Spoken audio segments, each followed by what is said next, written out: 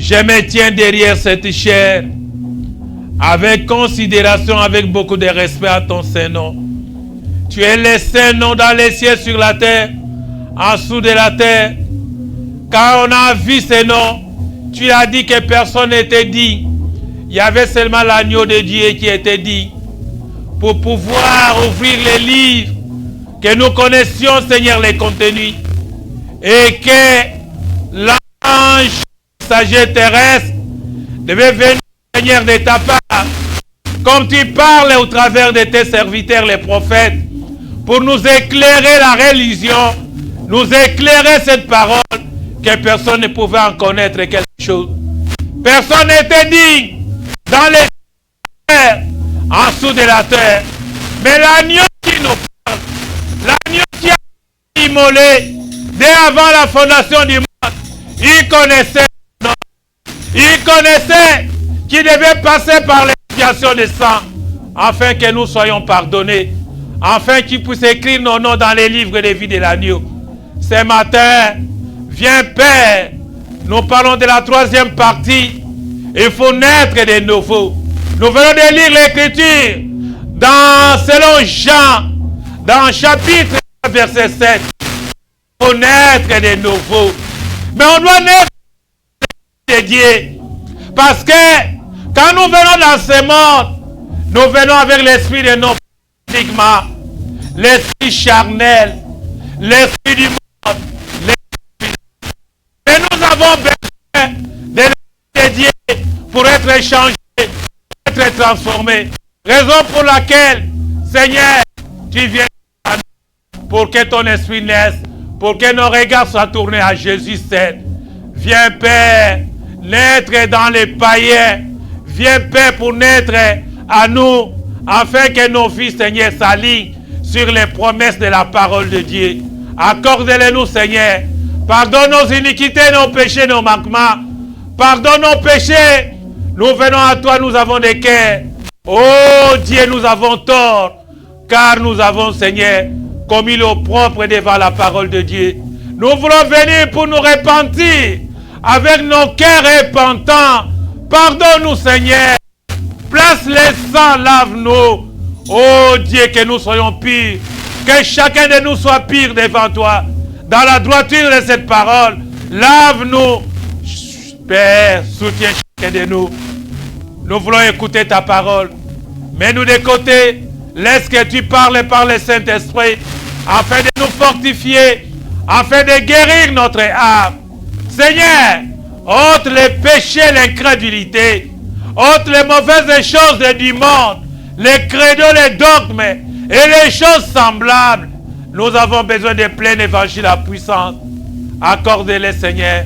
Bénis notre Église. Envoie les glorieux Saint-Esprit se mouvoir dans toute la salle, dans chacun des vases, qui reçoit, Seigneur, selon les besoins qu'il y a dans le cœur. Accorde mes personnes. Attendre à toi. Bien-aimés, nous sommes parce que tu as changé nos vies, parce que tu nous as placés dans les royaumes, parce que nous sommes dans ta bergerie. Tu te tiens à la porte de la bergerie. Tu nous gardes. Tu as le contrôle de nos vies. Seigneur, tu nous nourris par la parole. Oh Dieu, nous mangeons le Seigneur Jésus.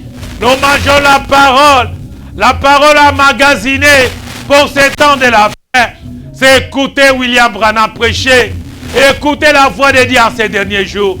Père bien-aimé, nous te remercions infiniment pour les messages.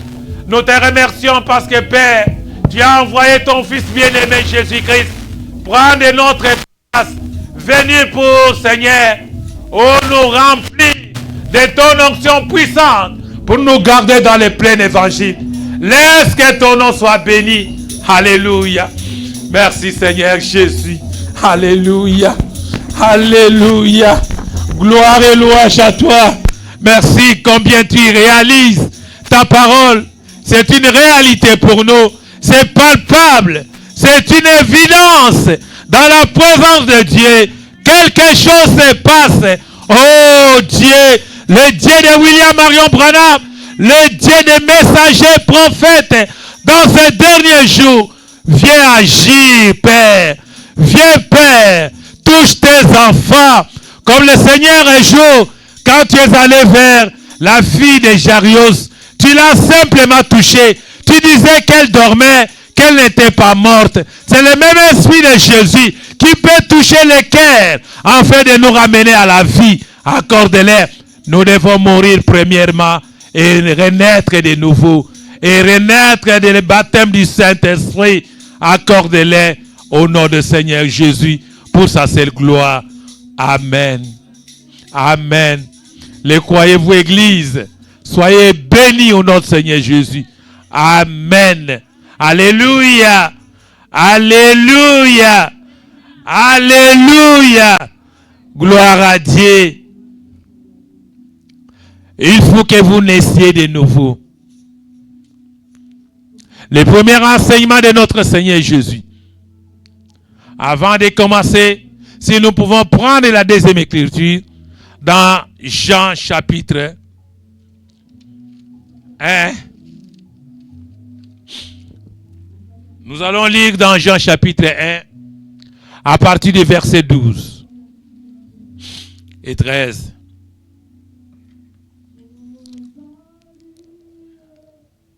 Mais à tous ceux qui l'ont reçu,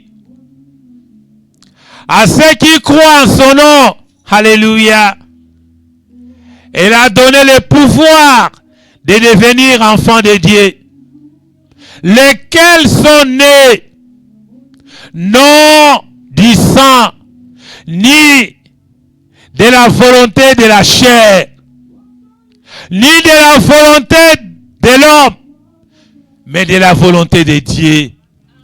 Les croyez-vous? Jésus est venu vers les siens. Les siens ne l'ont pas reçu. Jésus a parcouru le monde. Il a prêché l'évangile en puissance. Il a prêché la parole de son Père. Mais il y avait deux groupes de gens. Ceux qui venaient avec la sémence de Dieu. Avant même la fondation du monde, Dieu les connaissait. Et ceux qui sont nés du monde, de l'homme, du sang, de l'homme, de la volonté de la chair. Mais ils ne sont pas de Dieu. Mais ceux qui sont de Dieu, Dieu leur a donné le pouvoir de devenir les enfants de Dieu. Les croyez-vous, Église? Les enfants de Dieu. Ils ne méritent pas. Mais c'est la volonté parfaite de Dieu de les identifier à lui. Dieu nous a identifiés à sa parole. Dieu nous a identifiés par la sémence, sa sémence authentique, mais qu'il a transmise à son héritage, son épouse Église. Alléluia. Nous n'avons pas cherché Dieu. Nous ne le connaissions pas. Quand on est dans ce monde, vous n'allez pas connaître Dieu. Même les enfants que les parents amènent dans les églises, ils ne connaissent pas encore Dieu. Ils doivent attendre, écouter, va à l'écotime, apprendre jusqu'à arriver à un certain âge pour croire en Dieu. Dieu doit se révéler. Il se révèle à son église. Il se révèle à la personne qui a la sémence. Parce que lui, c'est la lumière du soir qui est revenue au matin. La même lumière le matin qui va t'éclairer. Et quand Dieu commence à t'éclairer, tes ténèbres vont être ôtées. C'est lui-même Dieu qui fait le travail. La vigne qui doit croître pour un jour arriver à la maturité, donner le blé. Mais à côté de cette vigne, il y a la fausse vigne. L'esprit de maman, l'esprit du monde, l'esprit charnel qui grandira pour devenir l'esprit religieux. L'esprit religieux n'est pas de Dieu. C'est un esprit du monde. Ils ont avancé, mais ils se sont arrêtés quelque part. Caïn avait l'esprit religieux. Ésaü avait l'esprit religieux. Judas Iscariote, Il avait l'esprit religieux. Mais il ne pouvait pas avoir l'esprit spirituel. L'esprit spirituel, c'est quand on est rempli du Saint-Esprit. C'est le top de l'Esprit de Dieu dans l'être humain. Oui, bien-aimé. Dans l'église du Seigneur Jésus, il n'y a que les enfants de Dieu. Parce que Dieu, le Seigneur nous connaissait dès avant la fondation du monde. Nous étions les pensées de Dieu dans des différents âges. Et Dieu est le seul à connaître votre nom, à connaître vos capacités, vos faiblesses. Et c'est lui qui a placé la sémence en nous. Dieu lui-même a placé la sémence. Quel effort ferions-nous, bien-aimés frères et sœurs? Quel effort, quel mérite devrions-nous avoir pour entrer dans la maison du Seigneur? Pour entrer dans le royaume, la Bible nous enseigne. Cherchez premièrement le royaume des cieux et la justice de Dieu. Le reste, le Seigneur te donnera. Le croyez-vous, Église? Le Seigneur te donne après avoir. Mais cherchez le royaume des cieux premièrement. Mais cherchez le baptême du Saint-Esprit. Vous ne pouvez pas être dans le royaume de Dieu quand vous n'êtes pas baptisé du Saint-Esprit. Frère Branham me dit, quand tu n'es pas baptisé du Saint-Esprit, tu n'es pas encore un chrétien authentique. Tu n'es pas encore chrétien. Non. Tu es né de nouveau, mais tu es encore dans la marche d'avancer avec l'œuvre de Golgotha, l'œuvre du calvaire, jusqu'à ce que tu sois rempli du Saint-Esprit. Le baptême du Saint-Esprit, c'est la promesse de Dieu pour son Église. Oui, croyez simplement, alignez-vous sur les promesses de Dieu, attendez, tous ceux qui sont dans les corps, tous ceux qui sont dans l'Église épouse, ils seront remplis du baptême du Saint-Esprit. Jésus ne refuse à personne. Ma sœur, Jésus te donnera le Saint-Esprit si tu n'en as pas. Mon frère, le Seigneur te donnera le Saint-Esprit si tu ne l'as pas encore. Parce que la promesse concerne chacun de nous. Le patriarche Pierre, poussé par le Saint-Esprit, il a dit, il n'a pas contredit Matthieu 28, 19. Il n'a pas contredit. Là où Jésus a dit le baptême, baptisez-les au nom du Père, Fils et Saint-Esprit. Mais c'est l'accomplissement de la même écriture, du baptême au nom du Père, Fils et Saint-Esprit. Parce que le Père n'est pas un nom, le Fils n'est pas un nom, le Saint-Esprit n'est pas un nom. Ce sont les attributs de Dieu. Il y en a beaucoup, le Père, c'est un attribut. Amen, c'est un attribut de Dieu. Le véritable, le fidèle, le juste, ô bien-aimé. Elohim, le Père, ce sont les attributs qui se rapportent à un seul nom. Le nom de Dieu, c'est le Seigneur Jésus. Le croyez-vous? Alléluia. Alléluia. Il s'est présenté sous la puissance de l'onction devant ce peuple l'Israël. Le peuple hébreu, ils avaient soif de quelque chose. 40 jours, ils ont vu Jésus. Ils ont appris que Jésus est ressuscité. Mais Jésus n'est pas ressuscité seul. Frère Branham dit, le jour de la résurrection, il a vu même les saints qui marchaient dans les rues de Jérusalem, qui sont revenus à la vie, à la résurrection de notre Seigneur Jésus. Mais c'est un mystère. Observez, pendant la résurrection, Frère Branham n'était pas encore né. Mais Frère Branham était là en tant que prophète de Dieu. Il a vu Jésus à la résurrection. Il a vu les saints qui ont accompagné Jésus, qui sont revenus à la vie. En Jérusalem, il les a vus. Oui, bien-aimés. C'est le même Branham qui prêche le message dans les derniers jours. Qui nous ramène à la foi de nos pères. Voilà le travail de Malachie 4. ramener la foi des enfants à nos pères apostoliques. La Pentecôte a commencé avec eux, les jours de la Pentecôte. Ils étaient tous remplis de l'onction du Saint-Esprit, de la puissance divine. Oui, ils étaient pris dans la chambre haute. La puissance les a amenés à sortir de la salle pour être sur la rue. Pour commencer à témoigner de ce Jésus ressuscité qui est monté dans la gloire, qui a promis qu'il nous enverra à l'église un autre consolateur. Alléluia. Et ce consolateur, c'était le baptême du Saint-Esprit. C'était le Saint-Esprit qui est descendu. Les 120 étaient chacun remplis de la puissance de la résurrection, de la puissance vivifiante, de la démonstration de la puissance de Dieu qui les a transformés, qui les a changés. Une expérience personnelle, profonde avec Dieu. Et c'est Dieu qui faisait le travail dans son église. C'est le même Dieu les jours de la Pentecôte. C'est le même Dieu encore aujourd'hui. Si vous croyez simplement que la Pentecôte continue dans l'église de notre Seigneur Jésus-Christ. Les enseignements que Branham a donnés pour faire sortir l'épouse.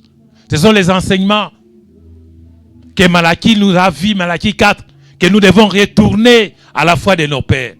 Mais la foi de nos pères est basée sur les enseignements authentiques de la Pentecôte. Les croyez-vous, Église? Voilà ce dont l'Église a besoin. L'Église doit évoluer avec ses enseignements. Sans ces enseignements, l'Église sera religieuse. L'Église sera avec les enseignements de Nicée. Parce que des réunions de Nicée avaient commencé à Rome. Quelques-uns de nos bien-aimés frères avaient quitté Jérusalem sur l'invitation de Rome. Rome papale, Rome qui était Rome païen. Par la suite, c'était devenu Rome papale, où les papes étaient là. Ils cherchaient à détruire les enseignements de la Pentecôte. Oui, c'est là où l'église catholique romaine commencera. Ils vont se détacher de la véritable église. Ils vont se détacher de la Bible pour commencer les credos, les catéchismes, les dogmes. Et ils vont s'associer plus tard avec l'église des protestantes. Avec les protestants. Ceux qui ont protesté contre les catholiques. Et par la suite, ils vont se joindre les presbytériens, les méthodistes, les baptistes, les nazaréens de la sainteté, les pèlerins. Tous ces gens-là, les bien-aimés, ils vont rejoindre l'église catholique. C'est là où les prophètes parlent de la marque et de la bête. L'écuménisme, le conseil mondial des églises, a comme naissance l'église catholique romaine. Et cette église va tuer plus de 60 millions de chrétiens pendant la période de la persécution. Pendant la période des âges sombres de l'église. Mais l'église qui produira le blé, l'église qui arrivera à la maturité avec le baptême du Saint-Esprit, continue. Cette église va continuer de l'Éphèse, de Smyrne. Alléluia. Voilà les tableaux, si on peut jeter un coup d'œil sur les tableaux. Voyez, avec Éphèse, et ici avec Paul, c'est lui le messager prophète. Il a joué le rôle de prophète, messager. Il avait un message pour la première église d'Éphèse. Alléluia.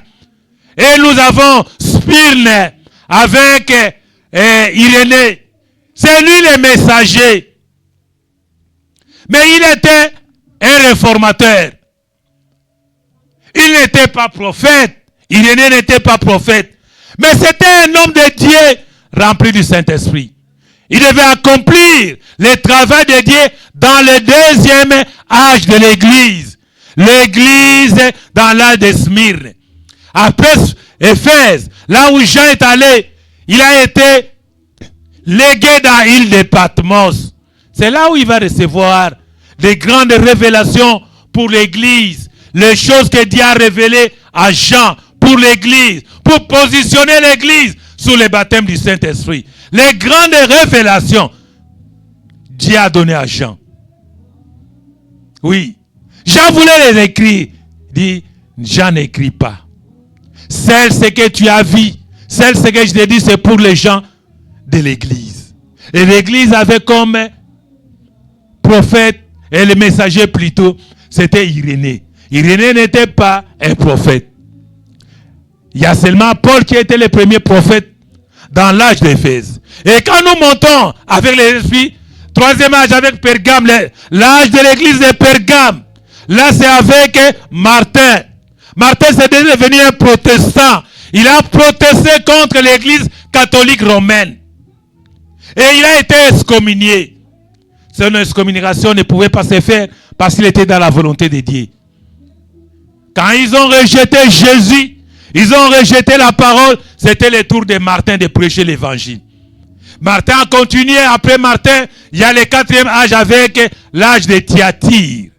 Là nous avons Colomba. Il était aussi un réformateur.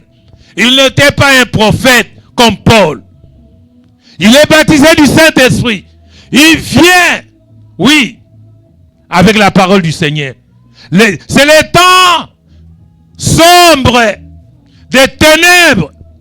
Si on doit commencer par Smyrne, Pergame, Thyatire. L'église est dans les ténèbres. Il y a une petite lumière. Cette lumière, c'est avec Colomba, comme c'est avec Martin, comme avec Irénée. Et plus tard, le cinquième âge de l'église, l'église de Sardes. Là, c'est avec Luther, un grand homme de Dieu. Le juste vivra par la foi. C'est Luther qui prêche. Il va amener les gens dans le baptême du Saint-Esprit. Mais tellement que les ténèbres est dominante. L'église est sous les ténèbres. Pas chez Luther. Luther dit à l'église que celui qui est juste, il vivra par la foi. Il reçoit une partie des baptêmes du Saint-Esprit. Il continue. Quand Dieu va retirer Luther, c'est Wesley. Un homme de Dieu, réformateur également. Il n'est pas prophète. Mais il est rempli du Saint-Esprit. En dehors de la justification, un plus dans la foi va s'ajouter.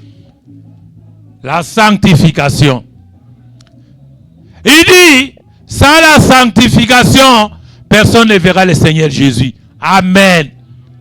Tu as la foi. Tu crois que le juste vivra par la foi. Tu dois encore grandir, monter. Tu dois avoir une vie sanctifiée. La vie de la sanctification, c'est la vie de la purification. Tu es nettoyé, tu es purifié. Tu es tellement tout est balayé en toi, prêt pour les services. Oui, bien-aimé. Quel est le service? C'est l'âge de la Philadelphie, l'âge de la Pentecôte. Oui, bien-aimé. Parce que tu as été justifié par la foi, ta foi a accru.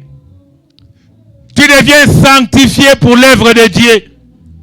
Tu es un homme de prière. Quand tu es dans la maison du Seigneur, c'est un habit de prière. Ce n'est pas une caverne de voleurs pour venir vendre ou pour venir acheter. Non. Vous devez garder silence du moment où vous êtes dans la maison du Seigneur. C'est la maison d'adoration. Prenez votre Bible, priez, allez à la chaire, à l'autel. Allez vous charger de la puissance de Dieu. Allez vous décharger du monde. Parlez à Dieu. Regardez à Jésus, comme Moïse a planté les serpents des reines. Celui qui était mort ou mordu du serpent, qui avait des péchés en lui, devait regarder vers le haut à Jésus. C'est Jésus à qui nous regardons. C'est lui qui pardonne tous les péchés. Les croyez, vous, Église. Alléluia. Voilà l'âge de la Philadelphie. Avec Wesley. C'est avec les pentecôtistes. La Pentecôte est venue. Mais ils n'ont pas compris la vision de la Pentecôte. Ils ont fait les mélanges. Ils ont hybridé l'évangile. Ils ont fait des compromissions avec l'évangile. Les pentecôtistes ont hybridé l'évangile du Saint-Esprit par leurs opinions, par leurs doctrines, les dogmes, les credos. Ils ont pris une partie du monde pour mélanger avec le Saint-Évangile. Ils ont attrissé le Saint-Évangile. Le Saint-Évangile s'est retiré d'eux. Oui, voilà le stade dans lequel nous nous trouvons. Et dans les derniers jours, l'âge de la Odyssée, nous étions nés dans la Odyssée. Parce que nous n'avons pas encore la lumière. La lumière devait venir avec les enseignements prêchés par William Marion Branham. Alléluia. Les croyez-vous, Église? En 1933, les enseignements de la Pentecôte vont commencer. Frère Branham était déjà ordonné ministre. Il était dans l'église baptiste missionnaire. Il était dans la dénomination. Il ne prêchait pas le plein évangile là-bas. Ils avaient les credos des dogmes. Voilà la raison pour laquelle Dieu a fait que Frère Branham sorte des baptistes. Parce qu'on lui avait obligé d'ordonner une femme prédicateur ou pasteur. Quelque chose là. Frère Branham a dit, j'ai parcouru toute la Bible. J'ai prié le Seigneur. J'ai cherché la volonté de Dieu pour voir dans la Bible, depuis qu'il y a l'église, a commencé le jour de la Pentecôte. On n'a pas encore vu l'ordination d'une femme comme pasteur. Quand Jésus a fait le choix des apôtres, mais Jésus n'a pas choisi une femme.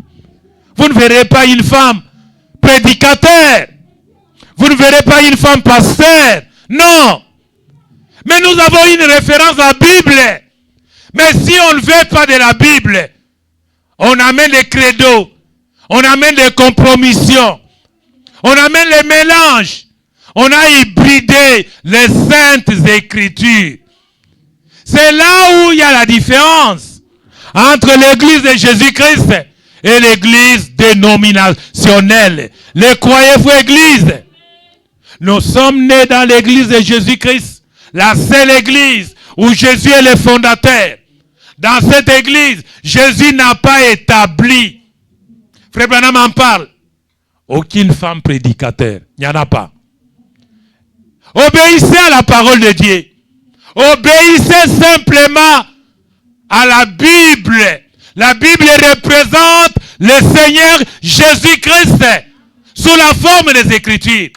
Les croyez-vous, Église? Alléluia. Oh, bien-aimés, c'est la troisième partie de l'enseignement de la Pentecôte. Nous avions arrêté les enseignements sur le baptême du Saint-Esprit. Que Dieu nous fasse grâce dès que nous terminons avant la fin de ce mois ici. Nous voulons que l'Église soit bâtie sur cette révélation. La révélation de Jésus. Même la porte de l'ennemi ne prévaudront pas contre elle, contre cette Église. Elle ne pourra pas.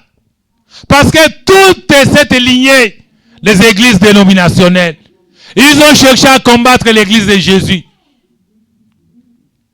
Mais ils ne sont pas de Jésus. Ils parlent du Seigneur Jésus. Mais le Seigneur dit, je ne les connais pas. Non.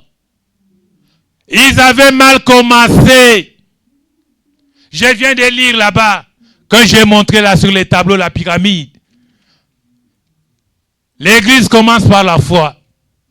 Le fondement de l'église, dans la vie chrétienne, vous devez avoir la foi. C'est la fondation dans la structure. La pyramide suivant l'ossature des noms parfaits. Mais l'homme parfait, c'est Jésus. Et Jésus n'a que des enfants qui sont parfaits. C'est qu'il appelle les enfants de Dieu. Ils sont nés de Dieu. Ils ne pratiquent pas les péchés. Non.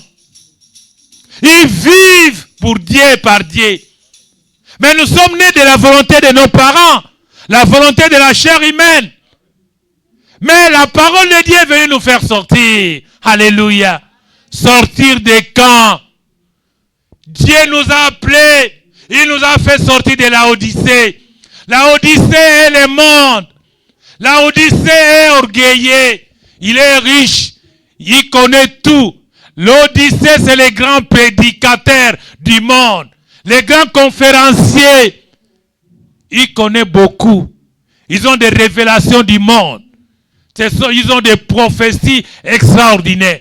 Mais ils sont hors de Dieu. Ils ne connaissent pas Dieu.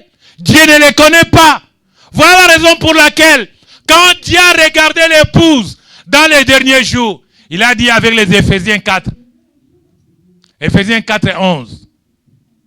Dieu, il a envoyé les apôtres, les prophètes, les docteurs, les Éphésiens 4, les évangélistes et les pasteurs. Dieu a trouvé que c'était insuffisant. Les enseignements des Éphésiens 4 ne sauront pas faire sortir l'épouse. Il faut un prophète majeur. Alléluia. Un grand prophète de l'âge. Celui qui vient de la part de Dieu. Il est doté de visions. Il a des ainsi dit le Seigneur. Il y a le surnaturel qui l'accompagne. Alléluia. Il vient de la présence de Dieu. Le ciel est témoin. Dieu l'envoie. Il vient faire le travail de Malachie 4. Il vient faire le travail de Jean 12, 14. Il vient faire le travail de Apocalypse 10 et 7. Bien-aimés frères et sœurs. Il y a une puissance extraordinaire. À telle enseigne que les gens du monde les confondent avec notre Seigneur Jésus. Mais il n'était pas le Seigneur Jésus.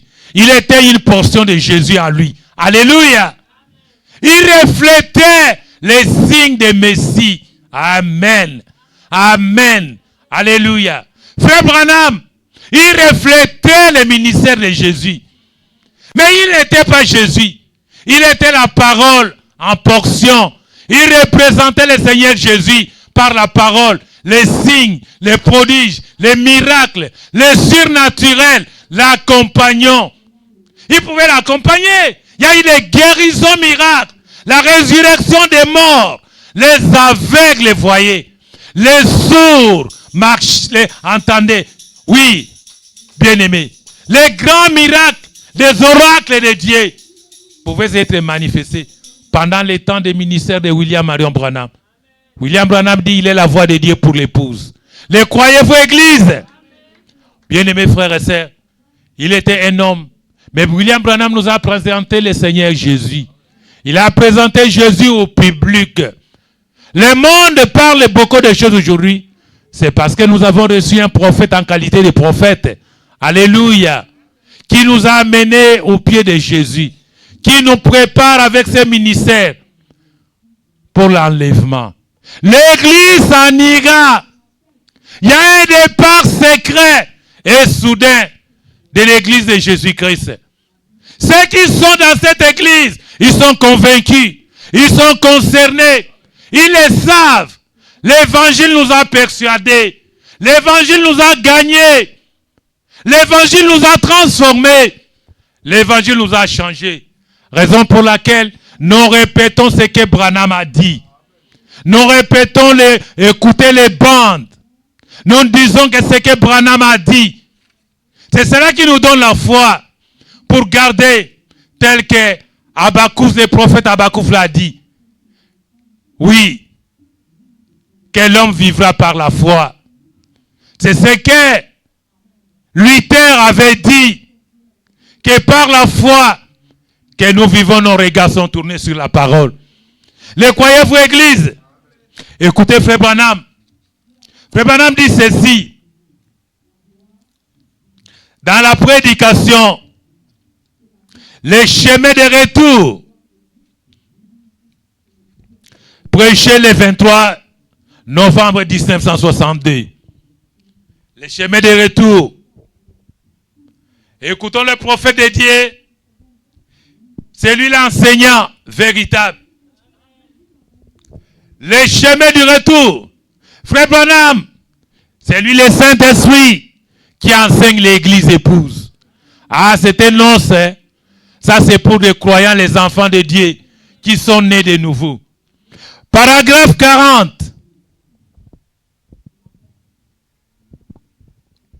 Sur le chemin de retour.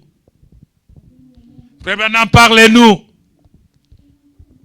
Le chemin de retour encore, quelle prédication? Paragraphe 40.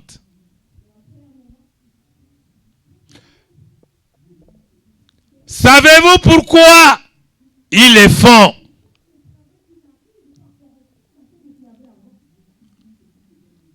Ils ont peur de cette nouvelle naissance. Et il faut naître de nouveau. Quand nous parlons de la nouvelle naissance, nous parlons qu'il faut mourir et renaître de nouveau. Et c'est pourquoi Frère Branham nous enseigne cela. Je vais dire la véritable nouvelle naissance. Oh, tout le monde dit certainement, je crois qu'on doit naître de nouveau. Oui, oui, oui. Mais quand on arrive à la vraie naissance, il croit que la nouvelle naissance, c'est le fait de se serrer la main, de réciter un tas de credos ou quelque chose d'autre. Ils appellent cela la nouvelle naissance. Ça, ce n'est pas la nouvelle naissance. Ils ont peur de la nouvelle naissance. Écoutez, toute naissance était gâchis. Peu importe si elle a lié dans une porcherie ou à n'importe où. C'est un gâchis. Toute naissance. Il en est de même de la nouvelle naissance. Elle vous fera faire des choses auxquelles vous n'aviez jamais pensé. Mais elle apporte la vie. Alléluia. Le croyez-vous, Église? Et pour que vous puissiez avoir la vie, vous devez passer par la mort. Avant qu'une semence puisse se reproduire, elle doit mourir pour ... Et non seulement mourir, mais elle doit pourrir pour obtenir d'elle une nouvelle vie. Elle doit mourir et pourrir à elle-même. Il en est de même de tout pécheur. Alléluia. Et tout homme, peu importe combien il est hautement instruit. Alléluia. Combien il est affiné. Le nombre de diplômes qu'il a dans l'église. Et que sais-je encore. Le nombre de choses. Dans combien d'universités il a été formé. Il doit mourir à sa propre théorie. Il doit mourir à lui-même. Il doit mourir à tout pour naître de nouveau du Saint-Esprit. Alléluia. Le croyez-vous, Église? Cela le fera crier, pleurer, parler en langue, sauter, ça et là, et se comporter comme un fou. Je suis devenu un fou de Jésus. Alléluia. Alléluia. Mais il a une nouvelle vie. C'est ce qu'il faut pour y arriver. Il doit avoir une nouvelle vie. Les gens ont peur de la nouvelle naissance. La nouvelle naissance est un gâchis. Le croyez-vous, Église? Paragraphe 41.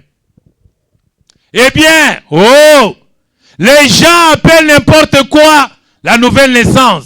Oh, assurément, je crois dans la nouvelle naissance. Ils disent qu'ils sont nés de nouveau. Et ils renient la parole. Ils disent qu'ils ont le Saint-Esprit. Ils prennent les Écritures qui enseignent clairement la Bible. Comment? Et puis, ils disent, oh, ce n'était pour un autre âge. Et vous voulez dire que le Saint-Esprit qui est en vous témoignera que c'était pour un autre âge. Alors qu'il dit qu'il est pour vous, pour vos enfants. Là, c'est la promesse que Pierre est en train de citer ici. La promesse est pour vous, pour vos enfants, et pour tous ceux qui sont au loin, en aussi grand nombre, que le Seigneur notre Dieu les appellera. Donc l'évangile reste constant et immuable. Il ne peut pas mentir. S'il y a en vous un esprit qui nie que c'est la vérité, alors ce n'est pas le Saint-Esprit. Parce que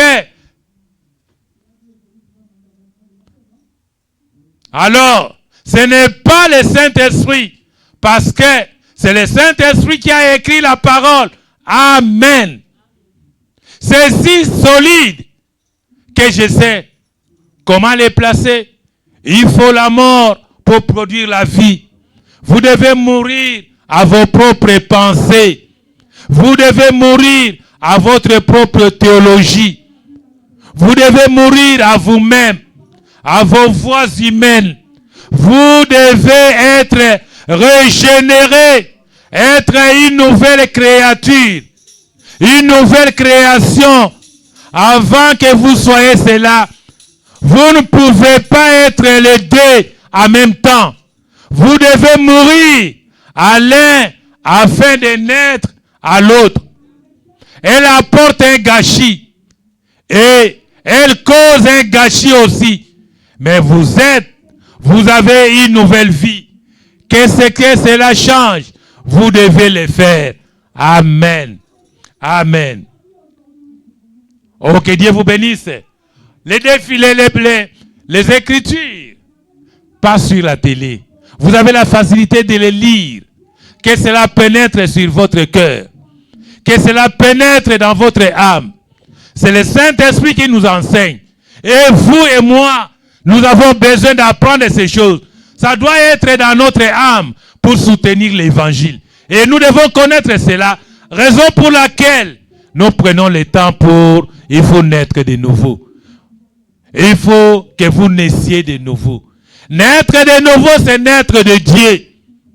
Frère Branham est en train d'enseigner que la nouvelle naissance, c'est une expérience personnelle que chaque croyant, chaque chrétien, chaque fille de Dieu, chaque fils de Dieu doit avoir avec Dieu.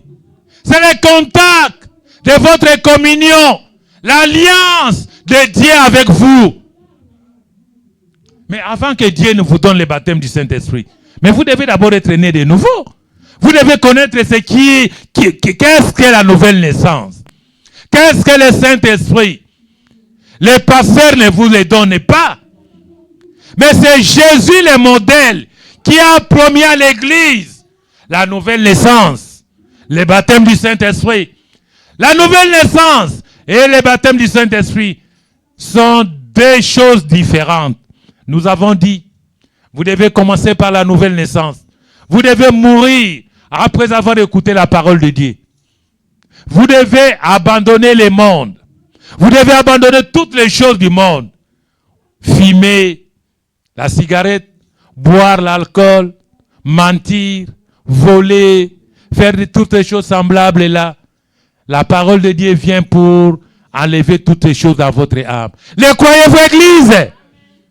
Mais c'est là la naissance nouvelle. C'est une expérience personnelle d'approfondir Dieu dans votre cœur, de devenir un compagnon de Dieu, un ami, un enfant de Dieu, une fille de Dieu, un fils sacré du Seigneur. C'est par la nouvelle naissance. La nouvelle naissance va t'ouvrir le chemin du ciel. Alléluia. Vous allez commencer à vous agenouiller. Vous allez commencer à prier, à être seul avec Dieu, à ouvrir la Bible, à ouvrir la brochure, à écouter une bande. Tu es seul en chambre. Tu es en train de méditer ta Bible. Tu es en train de prier. Tu parles à Dieu. Tu réunis ta famille. Vous chantez. Vous priez le Seigneur. Mais parce qu'il y a une nouvelle naissance qui a commencé. C'est parce que Dieu t'a ouvert le cœur. Il t'a donné un nouveau cœur. Il t'a donné un nouveau corps. Le corps charnel. On va t'appeler toujours Gédéon. Mais ce n'est plus le même Gédéon, la même personne. On voit le corps, on voit la personne. Mais c'est une personne changée par Dieu. Le croyez-vous, bien-aimés frères et sœurs? Gédéon garde le même corps. Mais Gédéon n'a plus la même âme. Gédéon n'a même plus le même esprit. Gédéon n'a plus le même cœur. Le cœur a été changé. Il t'a donné un cœur nouveau. Un cœur de chair pour garder sa parole. Alléluia. Ton témoignage, ma sœur bien-aimée, mon frère, ton témoignage, on parle de toi quand tu passes. Tu deviens un témoin de la parole. Oui, tu gardes Jésus vivant en toi. Tu manifestes Christ par la nouvelle naissance. La nouvelle naissance, ce n'est pas encore le baptême du Saint-Esprit. C'est le baptême du Saint-Esprit. C'est la puissance d'en haut. Ouh. Cette puissance qui descend pour entrer en vous. Cette puissance qui doit vous accompagner. Vous ne serez plus malade. Confessez les péchés qui sont en vous. Ou peut-être vous avez caché les péchés. Dieu vous appelle. Venez à l'autel, regardez. Regardez au serpent des reines. C'est un jugement. Il n'a plus la vie. Oui. Quand tu regardes là, tu vas avoir la vie. Parce que tu n'as pas la vie. Ne vis pas comme le monde. Comme tes amis du travail. Comme tes collègues. Les amitiés. Séparez-vous de vos amitiés. Tu es différent des autres. Parce que tu as Jésus avec toi. Le Jésus que tu as, il est différent. Notre Jésus, il nous amène à vivre au-dessus des péchés. Notre Jésus est différent. Les signes, les prodiges, les miracles nous accompagnent. Les surnaturels. N'ayez pas des inquiétudes. Celui qui est en nous est plus grand que celui qui est dans le monde. Il faut être né de nouveau. C'est cela que signifie être né de l'Esprit de Dieu. Être né de nouveau, c'est être né de l'Esprit de Dieu. Celui qui est né de l'Esprit de Dieu ne pratique pas le péché. Non. Il a un cœur pur. Il fait la volonté de Dieu, suivant les Saintes Écritures. Il manifeste le plein amour. Être purifié de sa vie du péché. Quand il faut arrêter de mentir, de voler, de tricher, de mal se conduire pour devenir un agneau de Dieu. Par la nouvelle naissance, tu vas changer, tu deviens les enfants de Dieu, des fils et des filles de Dieu. Vous devenez des agneaux. Vous avez la nature d'agneau avec vous. Vous avez l'esprit d'agneau avec vous. Vous devenez une brebis dans les mains du Seigneur. Le croyez-vous, Église? Une brebis est toujours conduite par les bergers. Les bergers, c'est le véritable berger maître, le Seigneur Jésus, qui est le berger de son Église, qui est le berger de pâturage, qui donne comme nourriture spirituelle aux troupeaux que nous sommes des brebis. C'est Jésus qui nous nourrit. Jésus nous nourrit de bons pâturages. Les bons pâturages, c'est Jésus lui-même, la parole de Dieu. Le croyez-vous, Église? Le croyez-vous? Ne mangez pas n'importe quelle nourriture. Ne mangez pas des croquettes sauvages. Mangez la bonne nourriture. La parole infaillible du Maître. Cette parole, c'est sur mesure pour nous garder en bonne santé. Les croyez-vous, Église? C'est cela que Jésus nous a dit. Écoutez, Frère Branham dit quelque chose ici. Vous devez naître de nouveau. Frère Branham, enseigne-nous quelque chose encore. La nouvelle naissance.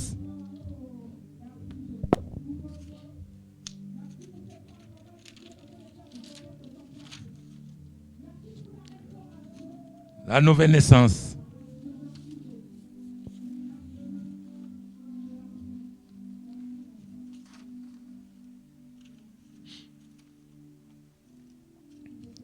Nous sommes dans la prédication, vous devez naître de nouveau. Frère Branham prêchait le 31 décembre 1961. Nous commençons par la première écriture.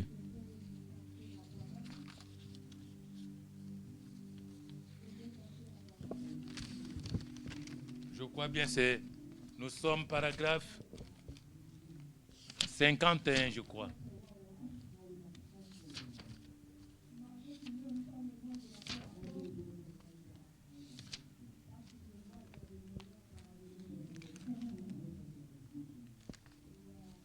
Écoutez, Frère Branham, dans la prédication, vous devez naître de nouveau. Paragraphe 51.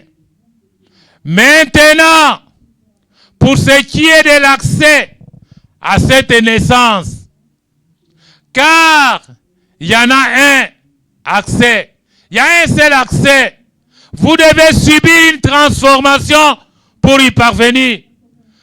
Tout ce qui doit renaître doit d'abord mourir. Vous ne pouvez pas conserver vos pensées, vos habitudes et le même esprit qui était en vous. Donc Frère Branham nous donne, il enseigne que nous ne pouvons pas avoir les mêmes habitudes. Nous ne pouvons pas conserver nos pensées. Vous devez mourir. Vous devez mourir comme il est mort. Vous devez mourir sur son autel comme Abel. Abel est mort avec son agneau. Vous devez mourir avec votre agneau à l'autel. Vous devez mourir à vos propres pensées pour renaître à sa pensée. Laissez l'esprit qui était en Christ entrer en vous. Vous devez penser ces pensées. Et maintenant, frères et sœurs, du mieux que je le peux, laissez-moi vous dire ceci. Comment pouvez-vous penser ces pensées en rejetant sa parole et prendre que vous êtes né de nouveau? Pensez-vous cette question? Comment pouvez-vous le faire? Tous ne le pouvez pas. Si vous êtes né de nouveau, vous avez ces pensées en vous. Si l'Esprit de Christ est en vous, alors vous êtes une nouvelle créature. La Bible enseigne cela. Si un frère était intéressé à trouver la signification du mot créature, alors qu'il cherche dans les lexiques. Là, il verra que le mot créature est traduit par une nouvelle création. Il en est ainsi parce que l'être humain est né du désir sexuel ici sur terre. Maintenant, vous êtes une nouvelle création née par l'esprit. Vos propres pensées sont mortes. Elles sont mortes jusqu'à voir l'apparence du cristal comme les serpents d'airain et comme celui qui est mort alors que les cieux et la terre entière étaient témoins de sa mort. Frères bien-aimés, voilà, nous devons comprendre la nouvelle naissance. Nous devons comprendre comment être né de nouveau. C'est important. Vous pouvez jeter la deuxième citation. Parce que les papiers là, je ne vois pas. Oh oui. Ok, il est là.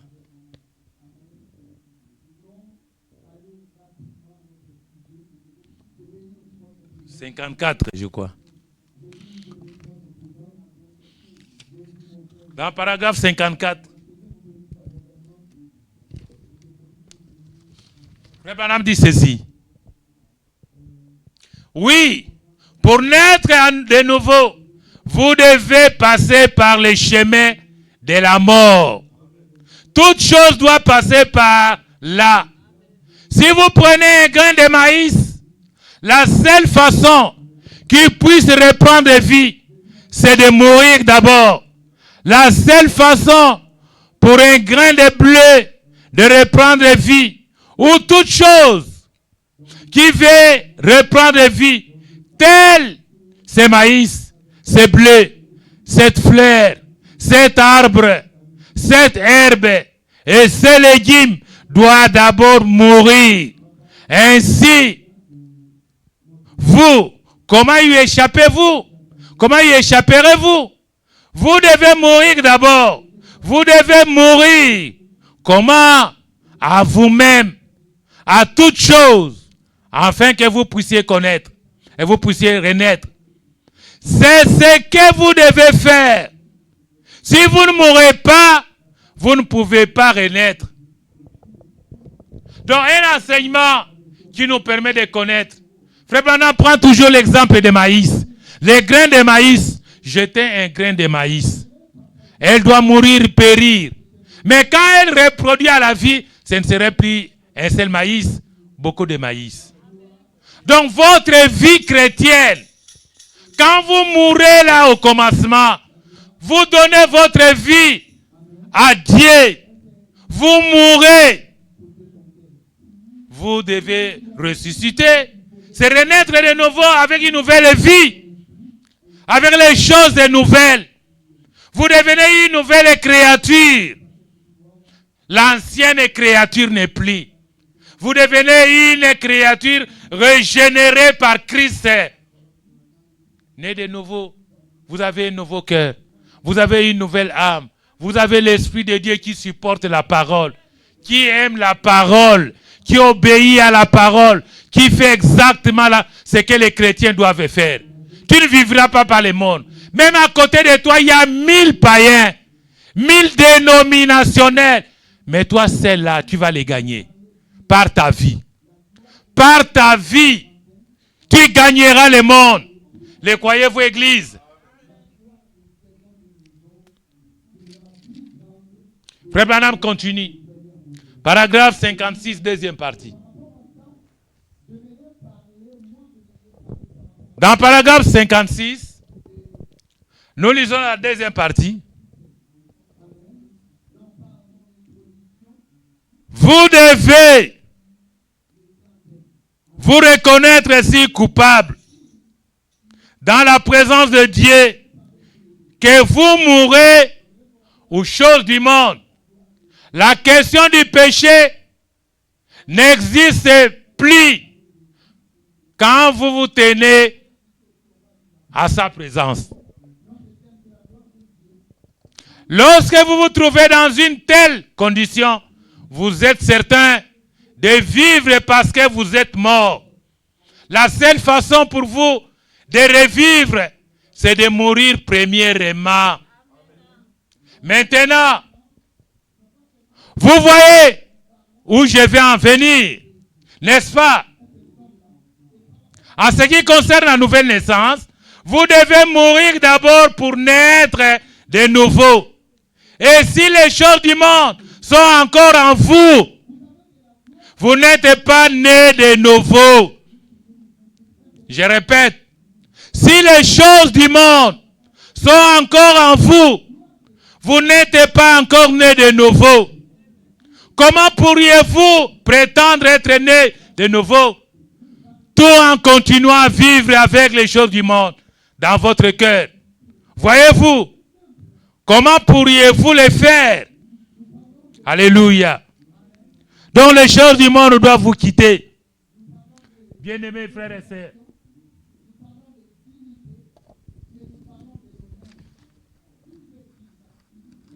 Paragraphe 60.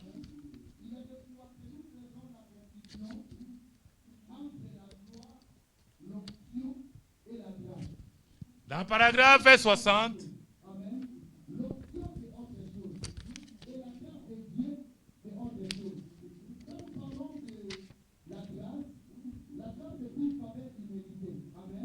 Frère Branham dit ceci.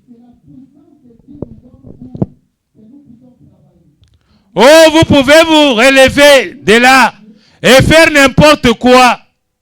Vous pouvez danser dans l'esprit.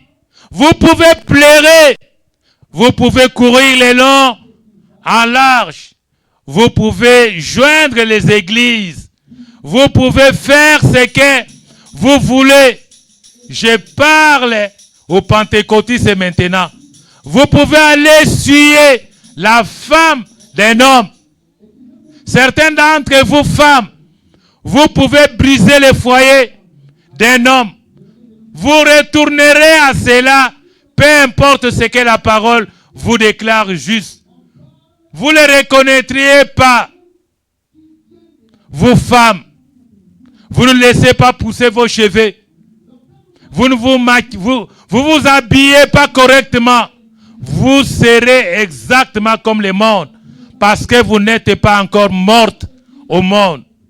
Vous faites partie du monde.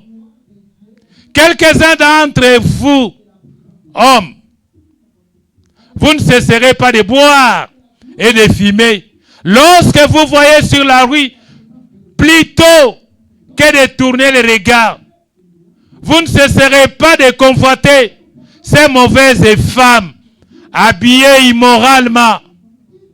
Vous continuerez quand même à les convoiter. Pourquoi cela? C'est parce que vous faites encore partie du monde. Cependant, lorsque vous avez accepté ces sacrifices, vous êtes mort. C'est exact.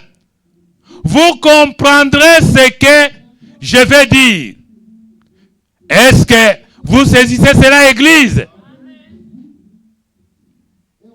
61. Maintenant que votre âme repose sur l'autel de jugement des reines de Dieu, alors Dieu accepte les sacrifices.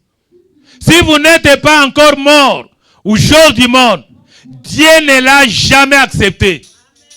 Et vous les gens qui disent que c'est une longue attente avant de recevoir le Saint-Esprit, nous y voilà jusqu'à ce que Dieu reçoive les sacrifices, jusqu'à ce qu'il soit devant le jugement, et que son jugement ait en fait tué vos sens. Vous pouvez dire, bien, je vais tourner une nouvelle page. Ce n'est pas cela. Vous pouvez dire, bien, je sais que je fumais, je vais arrêter. Ce n'est pas encore cela. Le prix à payer, c'est la mort. C'est cela son jugement.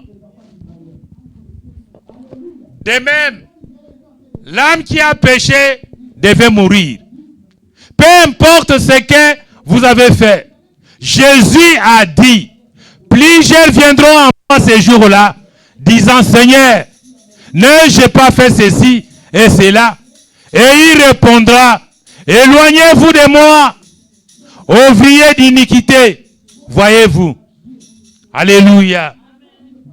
Donc, nous devons mettre l'accent sur ce que nous sommes en train de prêcher. Sur ce que le Saint-Esprit prêche. Le Saint-Esprit est en train de prêcher, c'est pour nous garder dans la foi, dans la parole. C'est pour que notre fondation ait une bonne position à n'importe quel lieu où tu te trouveras. Même tu es seul, tu es la parole de Dieu vivante. Tu es une épître de Dieu. Une épître, C'est la parole de Dieu par amour qui est écrite dans la personne. Et quand on te voit, on voit la parole de Dieu. Alléluia.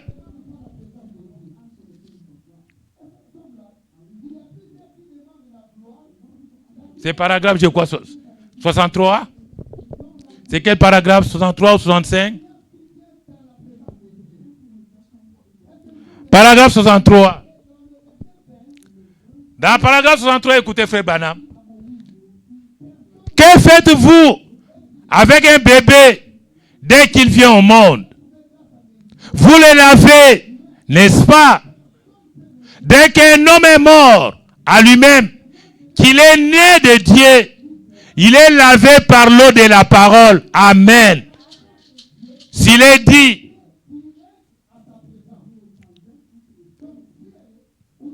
il est né de Dieu, il est lavé par l'eau de la parole. Amen. S'il est dit, le nom de Jésus, vous dites le nom de Jésus. S'il est dit, vous devez naître de nouveau, vous dites la même chose. Quoi que dise Dieu, vous êtes lavé par l'eau de la parole. Amen. Vous êtes prêts pour la vie. Vous pouvez commencer maintenant. Vous êtes né de nouveau, né dans la famille de Dieu, avec un nouveau parent. Amen. Amen. Gloire à Dieu. Nous avons un nouveau parent. Oui, Église. Oui, messieurs. Vos tuteurs étaient alors. Mais maintenant, vous avez un nouveau parent. Vous ne pouvez pas naître sans avoir un nouveau parent. Ainsi, si vous êtes né dans la fraternité d'une église, comme résultat, vous serez né de credo. Mais si vous êtes né de Dieu, conçu dans la parole, vous avez un nouveau parent, c'est Dieu. Le croyez-vous, église? Il est prêt à faire connaître et à manifester la parole à vous. Voyez le travail que le Père fait à nous. Dieu lui-même manifeste sa parole dans votre âme. Parce qu'il est devenu notre parent rédempteur. Vous ne l'avez pas choisi. Mais c'est lui qui vient pour te faire voir. C'est lui le nouveau parent. Jésus-Christ, notre parent rédempteur. C'est lui qui fait le travail pour ôter le monde à nous. Nous garder dans sa parole. Oh, quelle merveilleuse prédication. Amen. Alléluia. Il dit encore ceci. Il est prêt à faire connaître et à manifester la parole en vous. Oh, un nouveau parent. Et ce parent est Dieu. Il est prêt maintenant à prendre sa parole qu'il a déjà prononcée et à la déposer en vous pour la rendre vivante. Vous croyez à cela? Voyez-vous, maintenant, vous êtes à l'entraînement. Vous êtes prêt à aller à l'entraînement comme un petit enfant. C'est la partie difficile.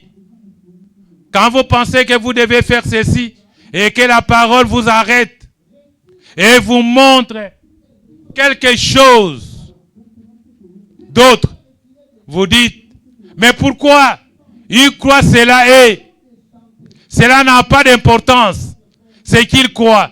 Voici ce que Dieu dit. Vous devez vous occuper des affaires de votre Père. Les affaires de notre Père, c'est la parole de Dieu. L'obéissance à la parole de Dieu. Maintenant, vous naissez de nouveau. Vous marchez droit. Vous êtes corrigé. Vous avez un nouveau parent. Les croyez-vous, Église?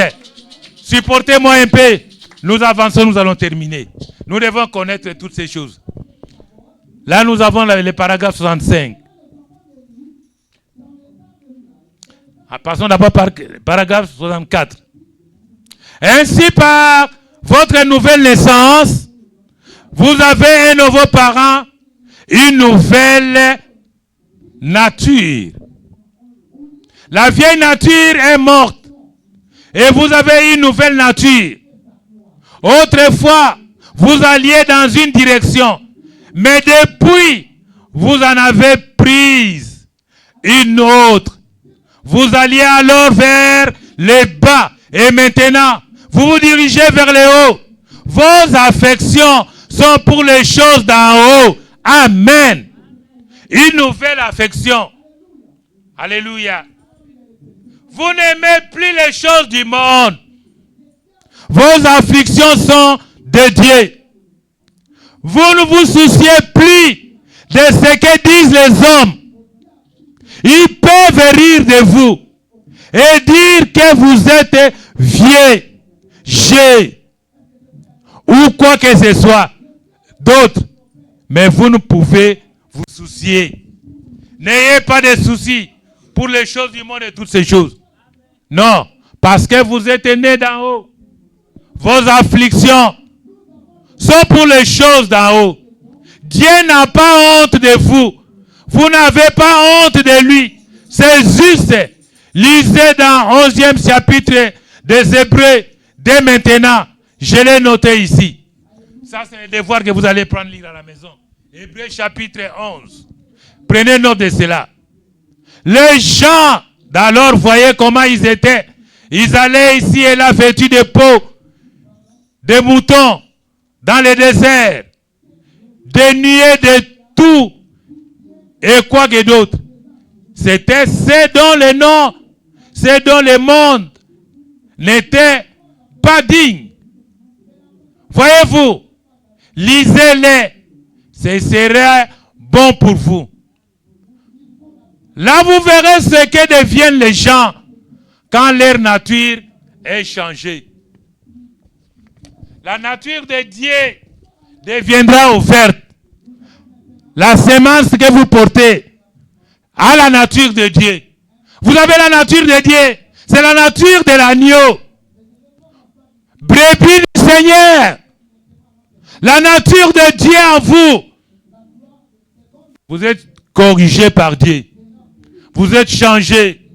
Vous êtes différent. Vous devez regarder à Dieu.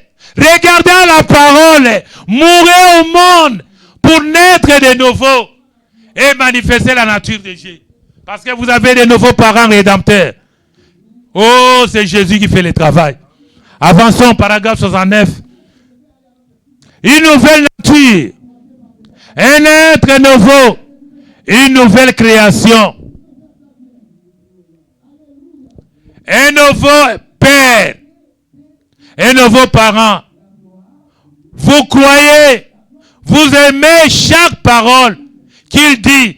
Toutes paroles d'homme contraires à la sienne est un mensonge. C'est la parole de Dieu. Voyez-vous, la Bible est juste. Peu importe ce que dit l'Église, pour vous, la Bible sera toujours juste parce que votre nature a été changée. Si vous avez un père, Église, vous croirez à ce père-là, Église. Mais si vous avez pour père l'Église, vous croirez en elle. Parce que vous êtes de sa nature. C'est votre père. Mais si votre père est Dieu, alors vous croirez la parole de Dieu. Et si vous êtes de l'Église, vous croirez à la parole de Dieu. Vous croirez ce que dit l'Église. Cependant, si vous êtes né de nouveau, alors vous croirez ce que dit Dieu, parce qu'il est votre Père. Et vous ne croirez pas le monde ou les credos de l'Église. Cela doit même rappeler à chacun à connaître la position. Les enseignements de la Pentecôte fondent la présence de Dieu dans les cœurs. La bande est là. Nous avons un site. Vous voulez encore écouter à la maison la prédication. Vous voyez les frères Gomer pour prendre les sites, les liens de l'église. Vous pouvez librement sur YouTube. Vous écrivez les liens, vous verrez nos prédications. Vous pouvez reprendre la prédication pour votre compréhension chez vous à la maison. Ce sont les choses essentielles pour la croissance spirituelle d'un croyant. C'est important. Paragraphe 71, 72, 73. Nous filons. On va bientôt terminer. Donnez-moi quelques minutes. Il en est aussi, paragraphe 71.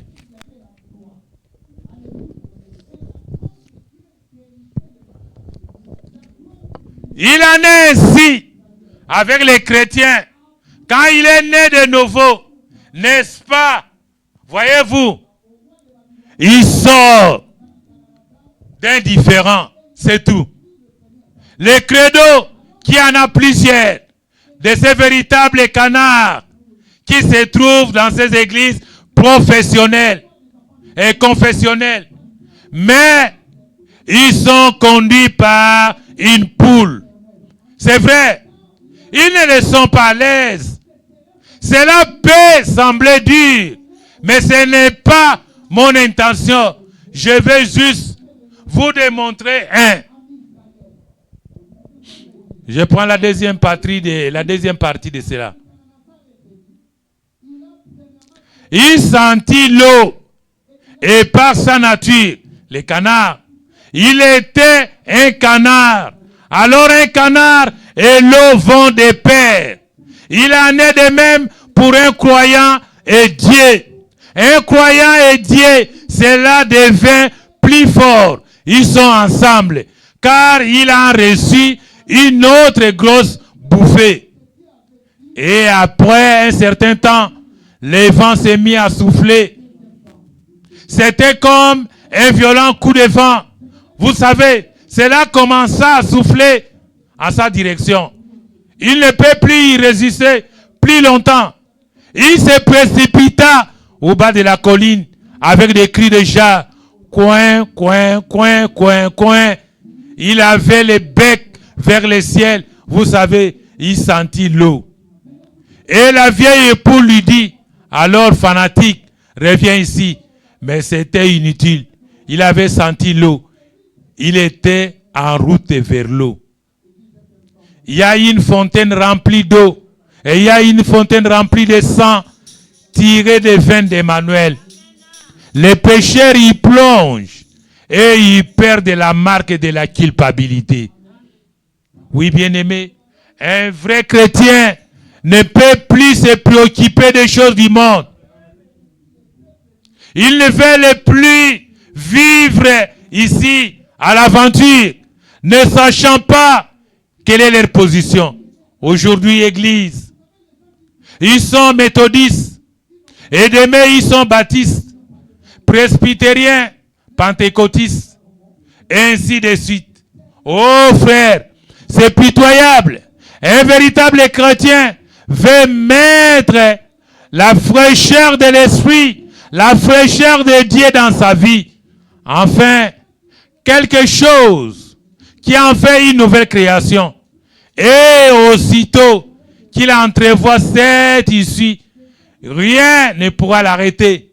Il passera même par-dessus les terrains enneigés. Il se séparera parce qu'il est né un canard depuis le début. Oui, pas un credo. Non, non, non. Pourquoi la parole de Dieu nous est enseignée? C'est parce que l'Esprit de Dieu vient à nous. Et quand l'Esprit de Dieu vient à nous, c'est l'Esprit de Dieu qui nous conduit. Nous n'allons plus nous conduire avec nos vies. Nous devons prendre désormais la direction du Saint-Esprit.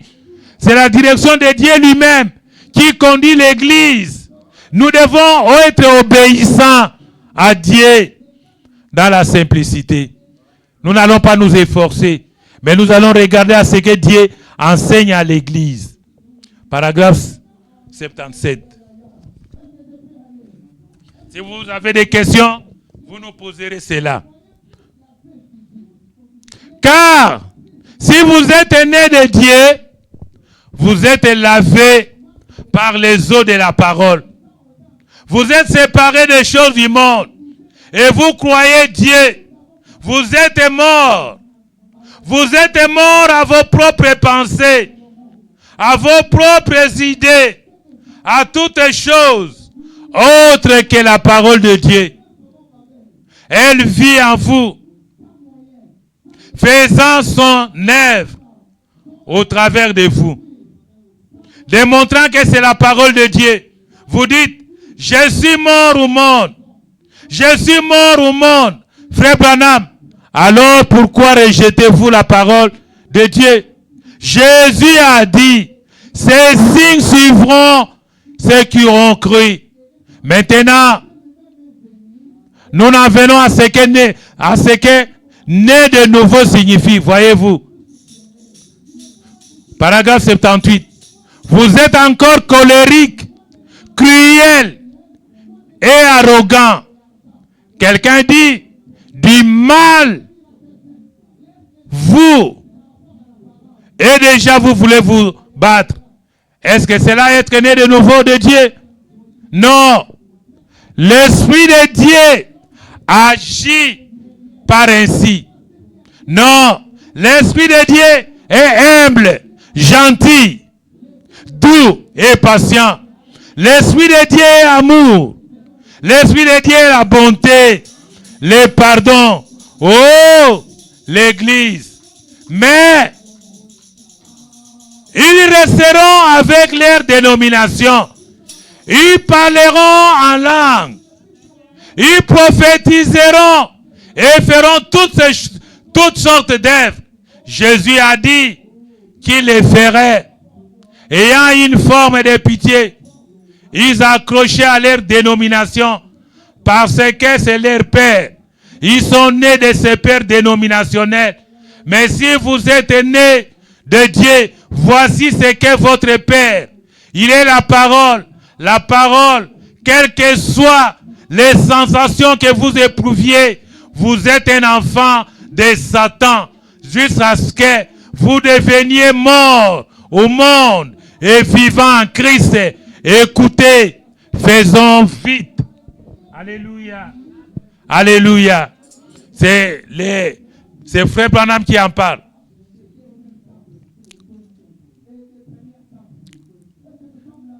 Paragraphe 81. Frère Branham dit quelque chose. Nous sommes à la fin. Dit quelque chose. Frère Branham dit dans paragraphe 81, mais si vous êtes né de nouveau, vous êtes vivant avec Christ. Et vos affections sont pour les choses d'en haut et pas sur les choses du monde.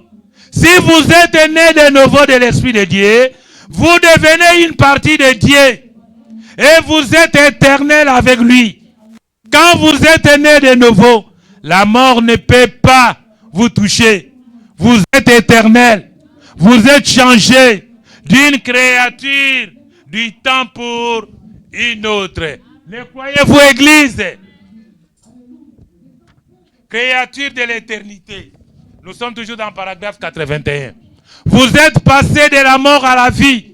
Et puisque je parle de l'éternel, alors c'est la mort éternelle à la vie éternelle. Si vous êtes du monde, vous mourrez ici avec lui. La Bible dit, si vous aimez le monde ou les choses du monde, c'est que l'amour de Dieu n'est même pas en vous. Vous ne pouvez pas aimer le monde. Jésus a dit, vous ne pouvez pas aimer Dieu et maman. Maman, c'est le monde. Vous ne pouvez pas aimer le monde et Dieu en même temps. Voici la Bible. Celui qui m'a aimé ne garde pas mes commandements. C'est un menteur. La vérité n'est pas en lui.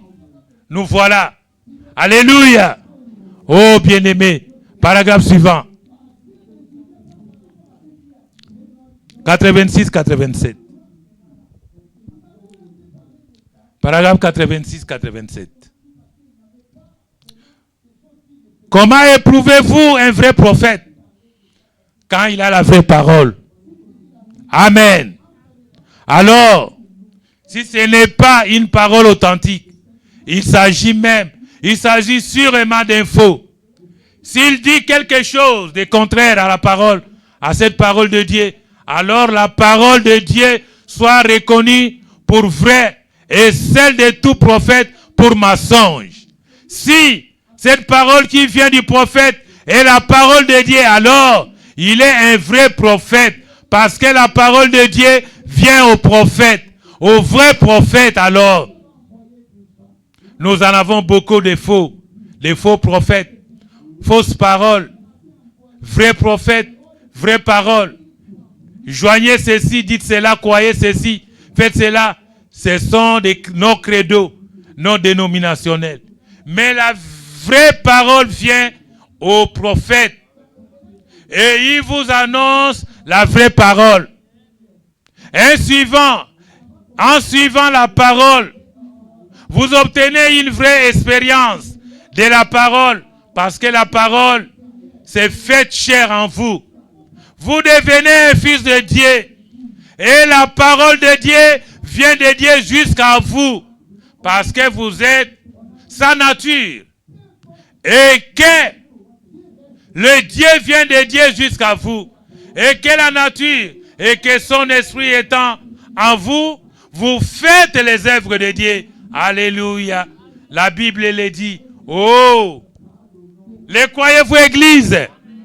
Il est important, bien aimé. Je vais sauter ça pour prendre les 3 dernières. Prenons tout simplement 116, 121, 122, on peut se terminer par là. Paragraphe 116.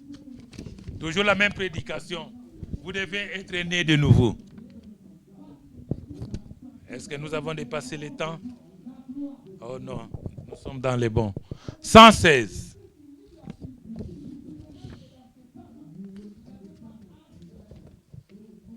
Paragraphe 116. Il y en a tellement beaucoup.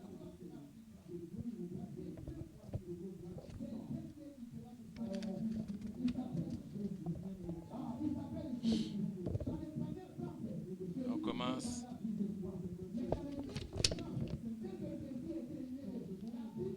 Oui, on prend 104 et 116, 122. Paragraphe 104. Des raccourcis. Un soir, ils viennent ici, ils s'emballent, et le lendemain, ils veulent prêcher. Les pentecôtistes leur faisaient faire cela aussi. Oh oui, ils veulent les raccourcis pour aller au ciel. Alléluia. Tout ce que j'ai à faire, c'est de venir ici et de ne penser à rien du tout. Puis dire Alléluia, Alléluia. J'ai mis le manteau d'Élie. Demain, je vais aller chasser les démons. Alléluia, alléluia. Je l'ai, gloire à Dieu. Mais voilà, tout ce qu'ils veulent, c'est les raccourcis pour le ciel. En prenant tout ce qu'ils peuvent du monde, vous ne pouvez rien en prendre. Il n'y a pas de raccourcis. Vous venez par le chemin du calvaire. Alléluia. Vous venez par le chemin de l'autel des reins. Vous venez par le chemin du serpent des reins. Vous mourrez. Vous mourrez réellement. Oh Dieu, pourquoi suis-je incapable de leur dire correctement? Vous mourrez. Vous mourrez littéralement à vous-même. Vous mourrez aux choses du monde. Et vous naissez de nouveau. Amen. Les choses du monde sont mortes. Il n'y a pas de raccourci pour aller au ciel. Ils veulent y parvenir sans effort. Ils ne veulent pas progresser. Nous progressons dans le Seigneur. Il nous faut une progression dans l'expérience. Paragraphe 116. Donc, quand vous recevez la parole de Dieu, vous devez progresser. Votre âme doit progresser devant le Seigneur. Si vous ne progressez pas, vous êtes en train de rétrograder. Vous êtes en train de faire marche arrière. Vous êtes en train de vous affliger avec le monde, les choses du monde. Vous aimez tellement le monde. Sortez du monde. Sortez de Babylone. Mon peuple ne sera plus dans la confusion. Sortez de ces choses-là. Paragraphe 116.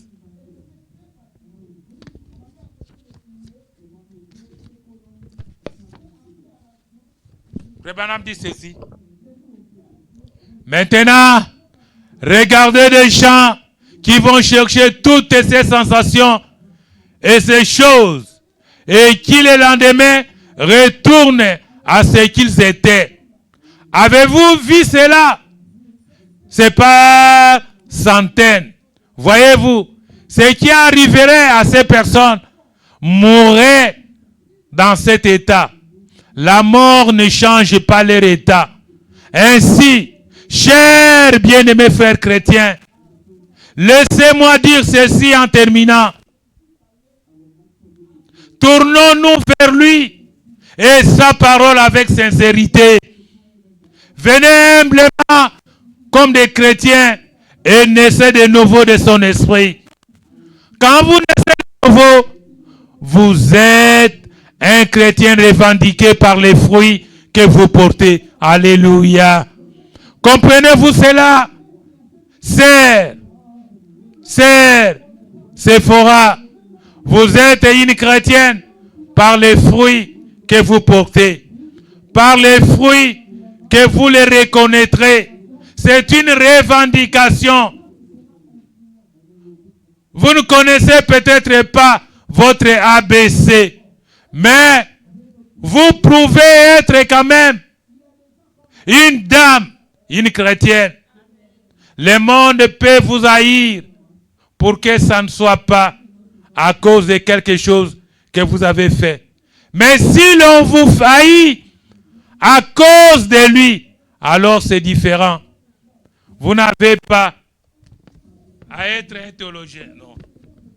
122.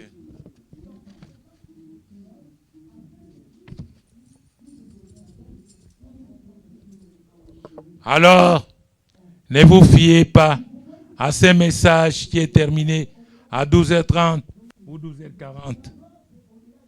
Les conseils que j'ai à donner à vous, les chrétiens qui aimez Dieu, c'est de demeurer sur l'autel des reins de jugement de Dieu lorsque vous voulez naître de nouveau.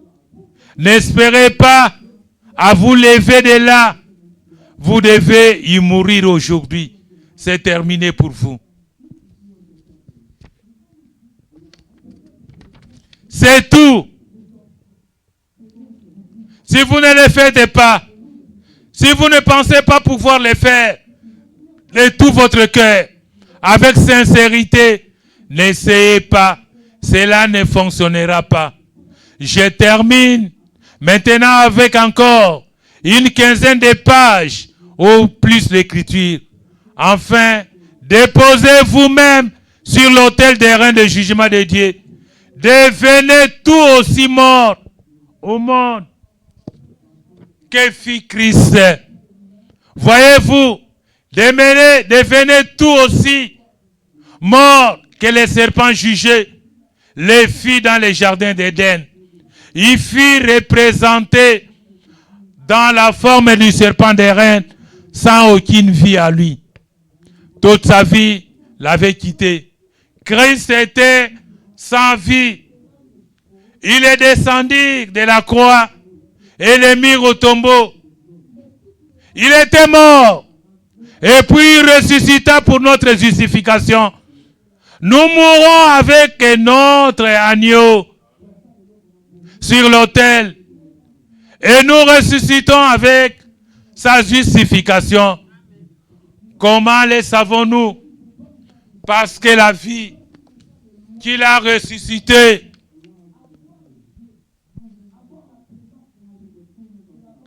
de la mort, cette même vie nous ressuscite de notre mort aux côtés du monde.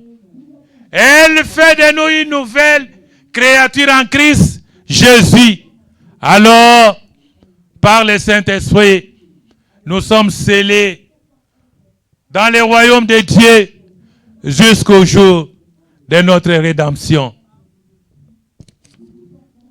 Bien-aimés frères et sœurs, voilà comment le Seigneur nous a enseigné. Voilà comment le Saint-Esprit nous a prêché cet évangile encore aujourd'hui pour rappeler les promesses de Dieu qui nous concernent, de ce dont nous avons besoin.